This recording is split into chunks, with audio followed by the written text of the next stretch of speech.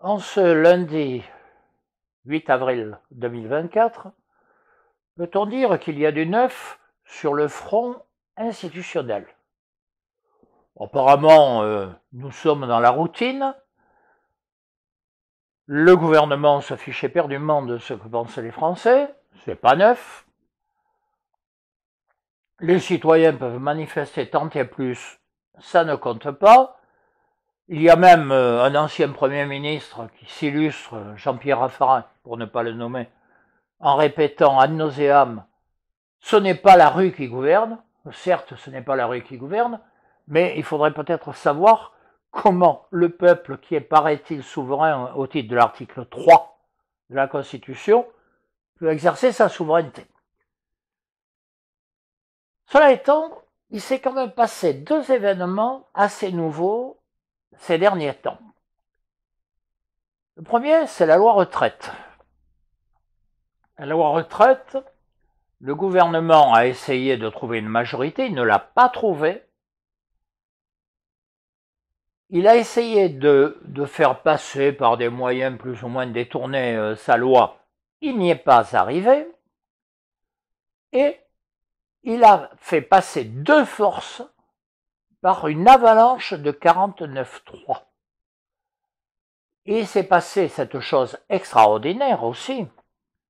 C'est qu'un groupe, le groupe Elliott, qui était le petit parmi les grands à l'Assemblée, a quand même obligé le gouvernement à dire qu'il ne voulait pas le vote. Par un moyen sur lequel il y aurait besoin de développer, mais ce n'est pas l'objet de cette vidéo. Deuxièmement, la loi immigration. Dans un premier temps, l'Assemblée a accepté une motion de rejet. Et une motion de rejet, il ne peut pas y avoir de 49.3. Donc elle a rejeté le texte. Le Sénat a ajouté des choses au texte initial,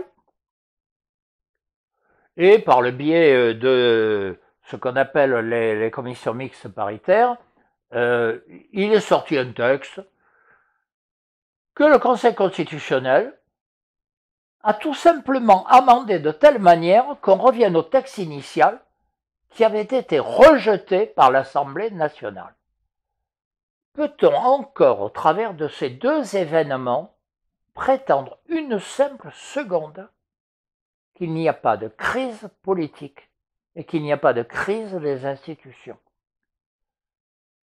Peut-on ne pas voir à quel point le fossé entre les dirigeants politiques et les citoyens est devenu grave?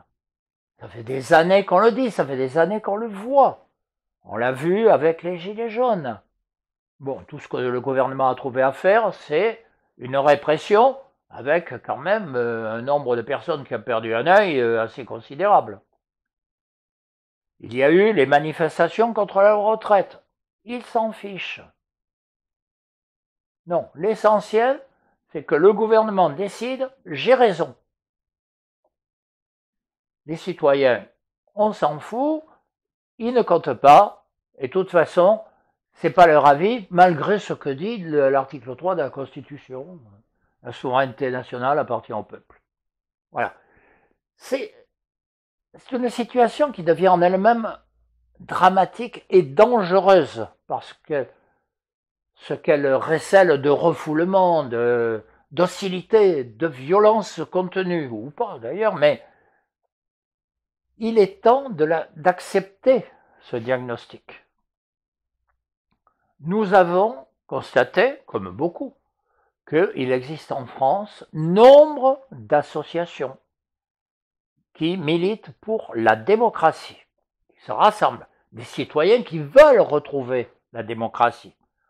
Alors, sous des formes diverses sur lesquelles on ne va pas s'attarder aujourd'hui, l'essentiel est qu'il y a un point commun, la démocratie est en crise et on se rassemble pour y répondre.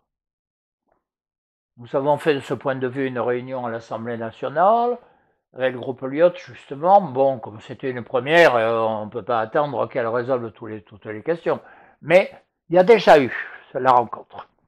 Nous allons faire une réunion le 4 mai avec toutes les associations qui seront disponibles ou qui le voudront à Paris, mais nous espérons que le même jour, il y aura des réunions semblables à Marseille, à Montbéliard, à Nantes, à Moissac, etc.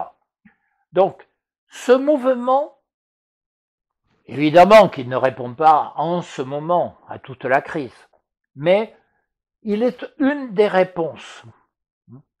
On ne peut plus continuer à dire qu'il y a un pouvoir légitime alors que le fossé est tellement approfondi entre les citoyens et le pouvoir exécutif. Et pourquoi est-ce que je dis le pouvoir exécutif? Parce que le fossé s'est accru aussi entre les élus et le pouvoir exécutif. À la preuve, la loi retraite, la loi immigration. Nous avons un pouvoir exécutif qui est nu, comme le roi de la célèbre affaire. Ce pouvoir exécutif n'embraye plus sur rien sauf lui-même. C'est d'une certaine façon un canard sans tête. Il s'agite. Il ne sait pas où il est. Mais c'est dangereux. Une telle situation ne peut pas durer. D'autant plus que là-dessus, les institutions européennes, dont le moins qu'on puisse dire, c'est qu'elles ne pêchent pas par excès de démocratie, décident un peu de tout.